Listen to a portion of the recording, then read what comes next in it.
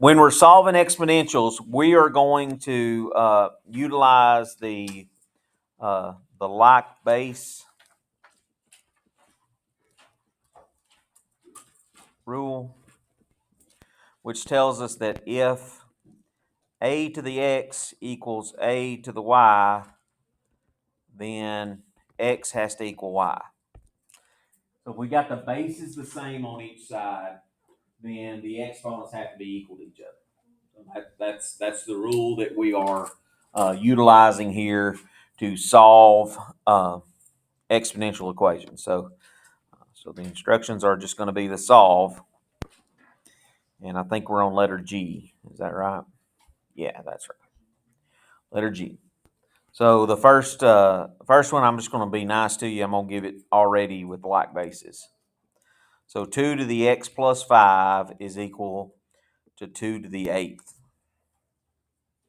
Okay, so on this, the bases are already the same. So the key is that the bases, these numbers, have to be the same for us to use this rule. So if those bases are the same, then x plus 5 has got to equal 8. There's no way that 2 to the x plus 5 is equal to 2 to the 8 if x plus 5 doesn't equal 8. That's the only way that can happen. So we set those equal and then we solve. So that's a super easy solve right there, right? Subtract 5, x is 3. Check that in the original. 2 to the 3 plus 5 is 2 to the 8th. 2 to the 8th is definitely equal to 2 to the 8th. So that's definitely as easy as it gets right there. Let's start stepping it up a little bit to more college level stuff. So let's say 2 to the x plus 1, and let's put it equal to 64. Okay. So in this case, the bases are not the same at the moment, but my inclination is that maybe 64 is 2 to a power. It is. I know it's 2 times 32, and I know 32 is 2 times 16. I know that's 2 times 8, and that's 2 times 4, and that's 2 times 2. So how many 2's is that? 6. So we really have 2 to the x plus 1 equals 2 to the 6th power. And since the bases are now the same, we manipulated the problem to make it look like what we wanted. We just set up x plus 1 is equal to 6. Subtract 1. X equals 5. So, yeah, it's still pretty easy, right? That's not really challenging our intellectual abilities too much. So maybe that's change to a different base. Maybe it gets harder if it's a 3. Example I. Let's say we had 3 to the 5x plus 2 equals 81. So looking on the left side, I got a base 3. We know 3 is a prime number. That's a good sign that that's probably the base I want to go for. Could I write 81 as 3 to a power? Yeah, it is 3 to the 4th power. So I end up with not 5x plus 5, but 5x plus 2 equals 3 to the 4th. And then the bases are the same again, so that allows me to set up the equation. 5x plus 2 equals 4. And I'm writing all these steps just because, that way you can look back and you know exactly how I got everything. By all means, skip some steps, as you guys can. I mean, we're at that level. So move the 2. 5x is equal to 2. Divide. We get a fraction answer, but I think we can handle that. That's 2/5. That's okay to get a fraction answer. It doesn't always work out perfectly. Okay.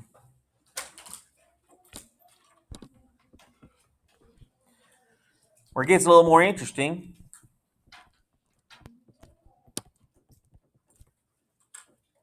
is something like this. 8 to the 2x minus 3 is equal to 16. And so we look at that and we see, oh, the bases are not the same there, and 8's not a prime number. So that probably means I need to break that down exponentially. So what's 8 exponentially? 2 to the third power. So this is really 2 to the third power to the 2x minus 3. And then we know 16 is 2 to the fourth power. Okay. Now, a little bit more interesting here. What is the rule for those exponents right there? Multiply. So it's going to be like what property? Distributive. It not say like it is. It is distributive property. So this is going to be 6x minus 9 is equal to 4. So we're dropping the 2's, the base 2's, and 3 times 2 is 6x, 3 times 3 is 9, and then we got the 4. Okay, so we had to manipulate both sides to get the base the same. And now we just got to solve that equation. So plus 9, 6x equals 13, divide by 6. I got a fraction answer again, but I'm okay with that. Fractions are part of life. 13 over 6. And you can check that in the original. If you went up here and put 13 over 6 into the 2x minus 3 and add 8 to the 2 times 13 over 6 minus 3, work that in the calculator, it's going to come out to be 16. You can always, it's equations. So the good news about equations is when we get an answer, we can always check them.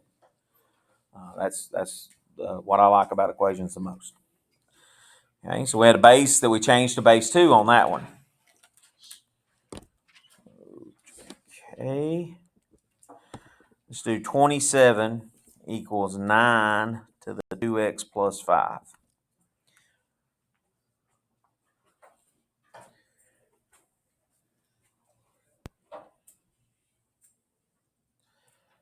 So what can I do base-wise here?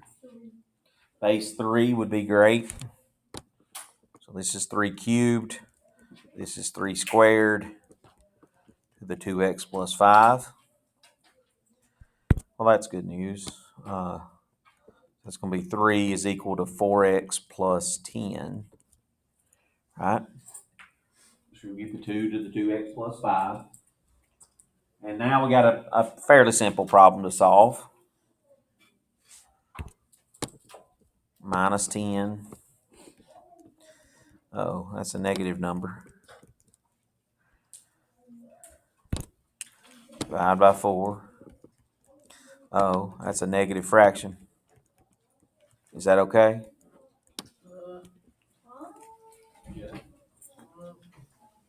Check it. See if it works. Write that in there. So negative 7 times 2 would be negative 14 over 4 plus 5.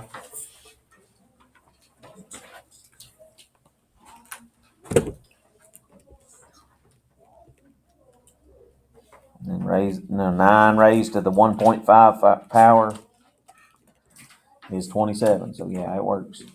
Checks. That's kind of nice. That's good news.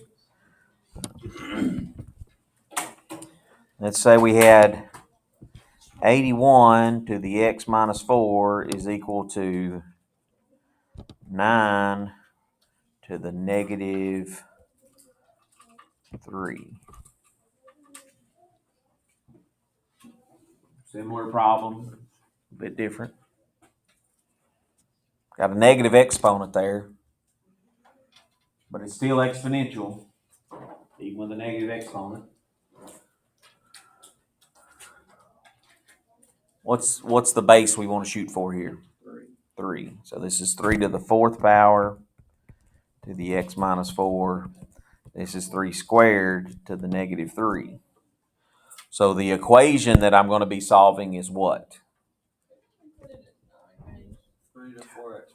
Emily said, couldn't you put it as a 9 base? Could you? Yeah, you could. This is one of those you could do either way. We could make this 81 could be written as 9 squared, and we'd end up with an equation that had 2x minus 8 is equal to negative 3, and work it like that. let's see if we get the same answer. So it's 4x minus 16 equals negative 6. Add the 16. 4x is equal to 10. And do your division. 5 over 2. If you did that with a base 9, that's going to be 2x minus 8 is equal to negative 3. If you add the 8, you get 2x is equal to 5, and you still get x equals 5 over 2. Either way, still exponential.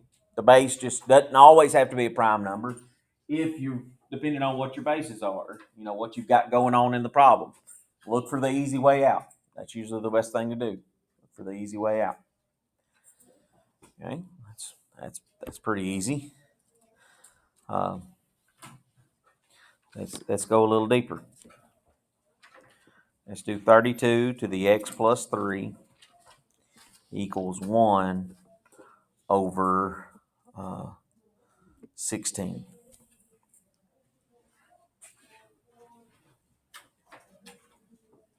It sure is, well, there's a fraction there. We hate fractions. That's a fraction right there. It's a fraction of a dollar. I like fractions of dollars. You don't? Bring them to me. I'll take them. That will just make 2 to the negative exponent. Oh, okay. So a fraction with a 1 on top, we could rewrite it as, this is the same thing as 16 to the negative 1 power, which is actually 2 to the 4th, or 2 to the negative 4th is what 1 over 16 is equal to. And then this is 2 to the 5th to the x plus 3. So negative exponent there coming in. We're doing a little work there. So we don't do a lot with negative exponents. We kind of, leave them alone a lot of times and don't work with them a ton. But we got to be able to manipulate the problem to get it to the same base there. So we got 5x. We got 5x plus 15 is equal to negative 4. Excuse me, I about lost my voice there. And then we're going to minus the 15. 5x is negative 19. Divide by negative 5. Divide by 5 into the negative there. Doesn't go evenly, so we're just going to leave it in the improper fraction, negative 19 over 5.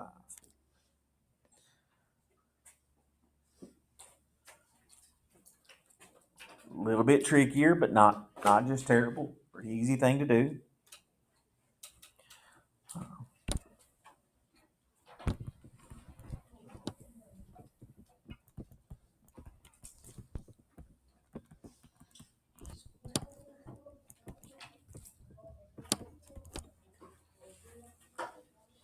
Put a fraction on both sides then.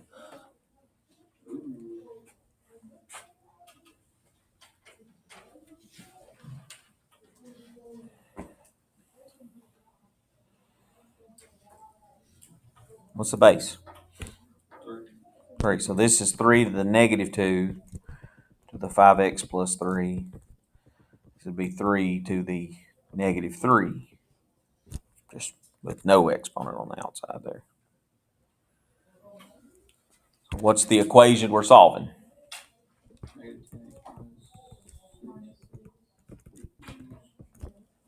Negative 3. And then? Pretty simple after that. That's good. And last step, divide by that negative 10. You got that fraction, negative 3/10. Final answer there. That's fun. Fractions all over the place. That's a lot of fun. More fractions. Okay, let's do some more fractions. Example donut. 1/4 to the 3x squared is equal to 1/8 to the negative x. And some people like sprinkles on their donuts. do patriotic sprinkles.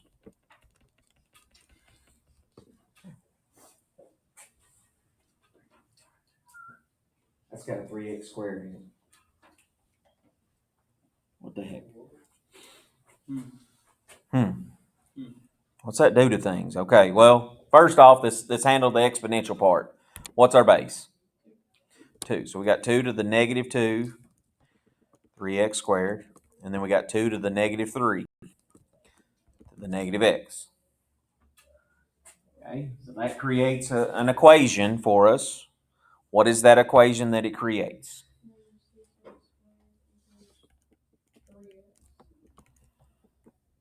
Okay, so we have an equation that has an x squared in it and a plane x. So we got to go back to our old friends quadratics and remember how to solve those. What do you do with the quadratic? Get it equal to 0. That's the name of the game. If you got a plane x and an x squared, you got to get it equal to 0 so that it opens up the ideas of doing either factoring or quadratic formula. That's really your best two options for solving a quadratic. You've got to complete the square, but nobody ever picks for complete the square because it's a long process. And Dooley, if you don't put your dang phone up, I'm about to throw it. There can't be something on that phone that's more important than what we're doing in here. If there is, then you need to drop this class. So, I would rather factor if I can. Okay? So, I'm going to move the 6x squared so that the squared term's positive. That makes factoring easier when it I don't have to do that, but that's usually what I like to do just because I don't have to deal with the negative sign if I move that.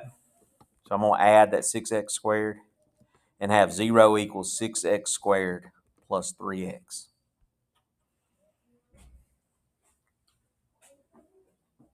And now, factoring wise, how can I factor that?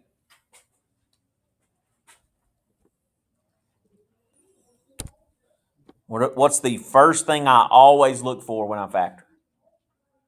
Greatest common factor. So the GCF here would be 3 and x, and that would leave me 2x plus 1 in the parentheses. Okay, so I got two factors. They're equal to 0, so the zero product property from quadratics tells us that 3x equals 0, 2x plus 1 equals 0, and then, so that's going to be x equals 0. That's one of our answers. And then what's the answer for the other one there? Negative 1/2. So got two answers there. I need to probably check those to make sure they work in the original. If I put a 0 in there, that's going to be 1/4 to the 0 power. What's anything to the 0 power? 1. And on the other side, I got 1/8 to the negative 1 times 0, which is 1/8 to the 0 power. Does 1 equal 1? Yeah, so that checks. The 0 works. The negative 1/2, a little bit tougher to check, but still doable. 3 times 1/2, negative 1/2 squared would be 3 times 1/4. So that'd be 1/4 to the 3/4 power. And on the other side, I've got 1/8 to the positive 1/2 power. So I'm gonna check that. I'm just gonna use calculator check because I really don't, at this point, don't need to be able to do that without a calculator. I don't have to. So I've got 1/4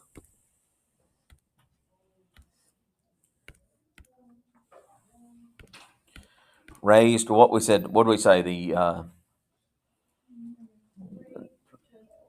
3/4 power. 3 divided by 4. That's what it was. 3/4 power. Because the 1/2 squared is 1/4, and then times 3 is 3/4. So that's the decimal there. On the other side, I got the 1/8. So alpha fraction 1/8, and then I'm raising it to the negative 1/2, which is just positive 1/2. And I'm just typing in like that. That's the same decimal. They work. So always kind of makes you nervous when you get more than one answer on an equation because you're not sure, if they both work. Check them. Make sure they work.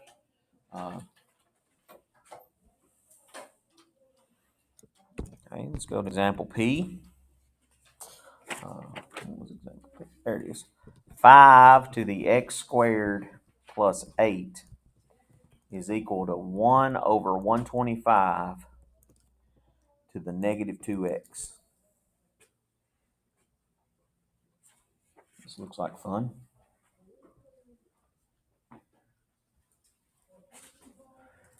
So what do I do base-wise?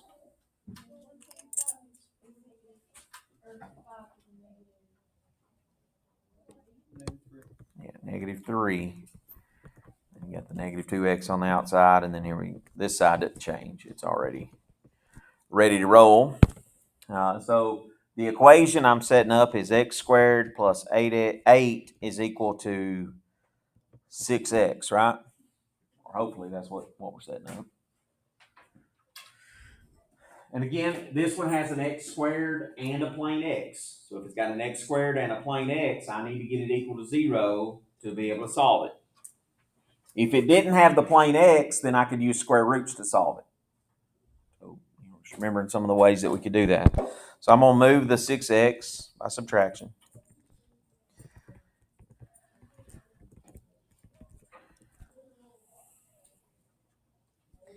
And then you choose if you want to factor it. This one will. If you want to do quadratic formula, it will. It works. I don't care which way you do it. You got to solve it. It's up to you. So I'm going to do factoring because that's faster. Multiply to be negative or positive 8 and add to be negative 6. Negative 2 and negative 4, right? That would multiply to be positive because double negative. And then that does add to be negative 6. And the shortcut is because it's got the 1 in front of x squared, that's x minus 2, x minus 4. And so I get x equals 2 and x equals 4 as my solution. I could go back and check those in the original, make sure that they work. 4 plus 8 is 12, 5 to the 12th power. When I plug the 2 in, then 125 negative or 1 over 125 raised to the negative 4 power. So we know 5 to the negative 3 to the negative 4 would be 5 to the 12th. So that checks. The 4 does, it works as well. Same idea. Just checking them to making sure they worked. Nothing strenuous about that. But just checking them to make sure they worked. Okay. Well, we've done some quadratics there. We've done some getting the bases the same. We had some fractions thrown in there. Let's go a little bit deeper. Go a little harder. That's supposed to have been a Q. It didn't really work out there. That's a Q. There we go. Let's got 2x squared times 2 to the 8x equals 2 to the negative 15. All right, so there's three things that are exponentials here. And they happen to all have the same base at this point. That's good news. That means we don't have to do any base manipulation. But we haven't had one that had three things in it. Only had things that had one exponential on the left, one exponential on the right. And the rule that we've been using only has one exponential on the left and one exponential on the right. So can I manipulate this problem to where it's only one exponential on the left? Yes, how? Add the exponents together. Yeah, anytime you're multiplying two things together that have the same base, the rule is that the exponents add. So this is really 2 to the x squared plus 8x equals 2 to the negative 15th. Now it looks like what we've been doing. We've made it look like what we're used to. So we set up the equation. And what do we need to do? Add 15. So move the 15 over to the other side. That's going to get us it equal to 0. So we got x squared plus 8x plus 15 is equal to 0. And I'm going to try to factor it. Maybe it will. And multiply to be 15 and add to be 8. Ooh, that's good. That's 3 and 5. So I'm going to have x plus 3, x plus 5 as my factors. So my solution is going to be x equals negative 3 x equals -5.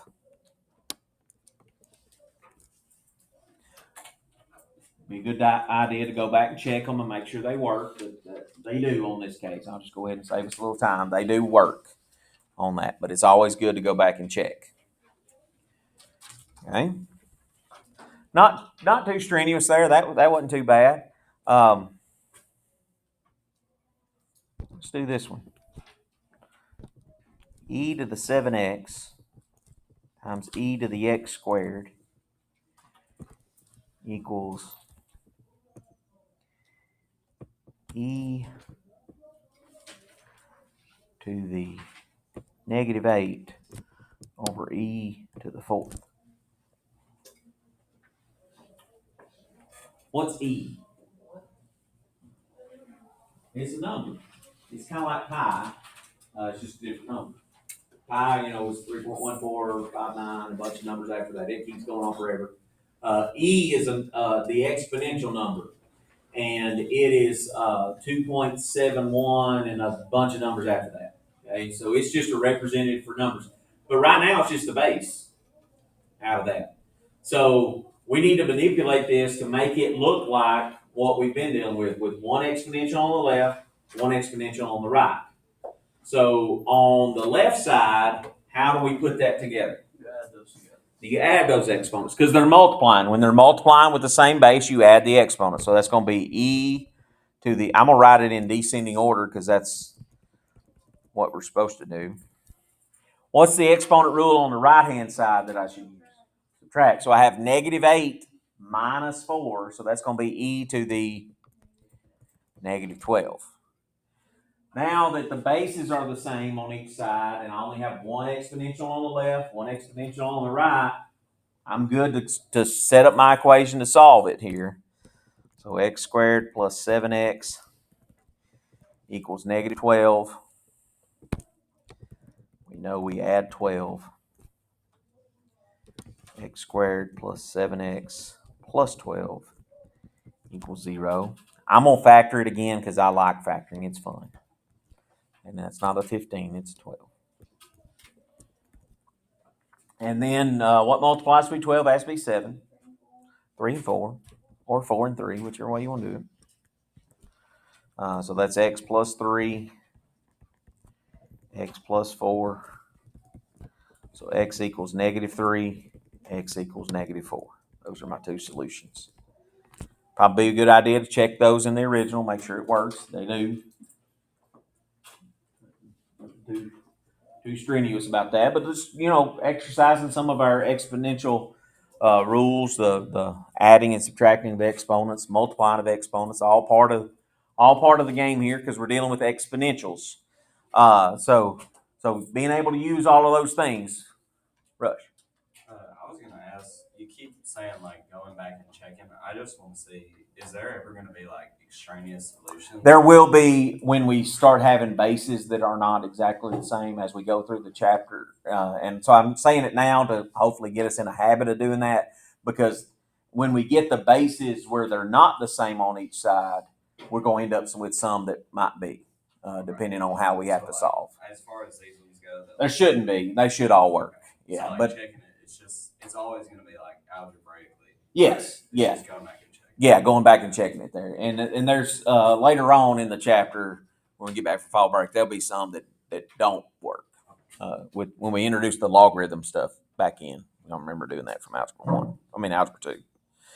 All right, so last kind of thing in this section is where they have these weird questions that are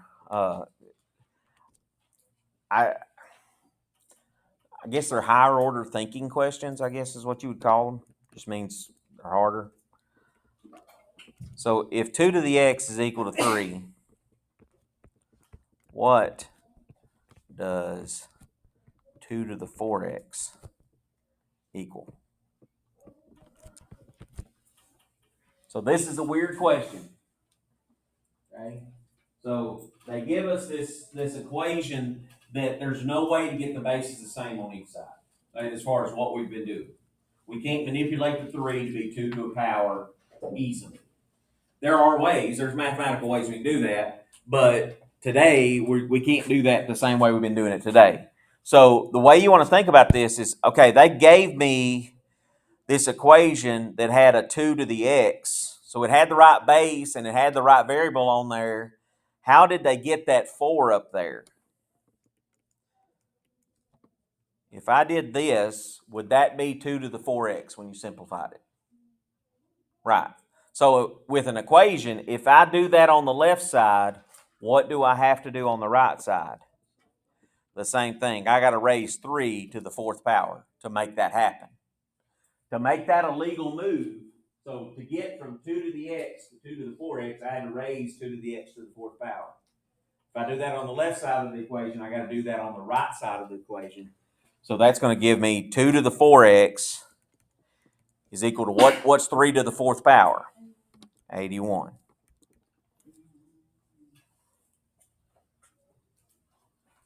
So kind of a weird question and kind of a weird way to solve it, but that's what we're kind of thinking like in this section. Well, let's do another. Let's say if 2 to the x is equal to 5, what does 4 to the negative x equal? All right, so this one looks weird because the base ain't even the same. So the equation they gave me was 2 to a power. The new problem they gave me was 4 to a power. But can I manipulate the 4? Yeah, it's really 2 squared, right? This is 2 to the 2nd power to the negative x, which is really 2 to the negative 2x, right? So thinking about the same way we did example S, on this one, to change the 2 to the x, to make it a 2 to the negative 2x, what do I put? Raise it to the negative 2 power. So 2 to the negative 2x is equal to 1/25th, which is the same thing as 4 to the negative x. A little bit, you see where I say higher level thinking there, because it's not a straightforward process like the equations we were doing was. It takes a little bit of thinking there. Okay. Let's do one more of those.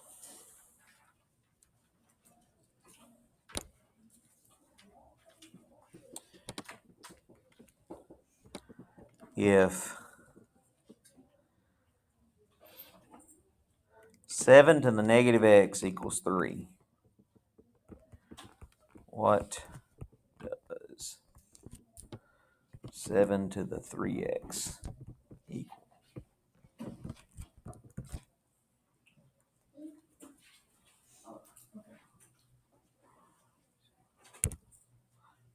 This one seems simpler, but this one is one people miss a lot, or like the ones that people miss a lot.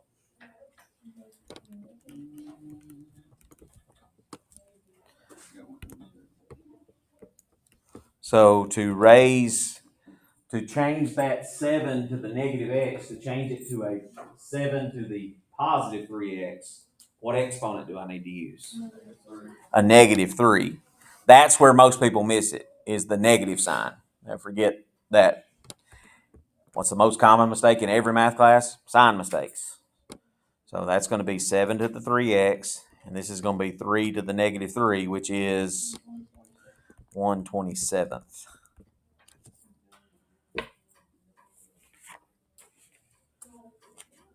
So that kind of thinking along the way there. So we got about 30 minutes left today for you to get started. There's a lot of different kinds of problems in this section. Odds, obviously, on all those. I don't know why I put through 84. We probably should do through 85. But anyway, so page 431, 3 through 85, skip a few, and then go to that 101 through 115 odds there. get started on the practice for that tomorrow. You'll get some time for practice on that. If there's anyone who is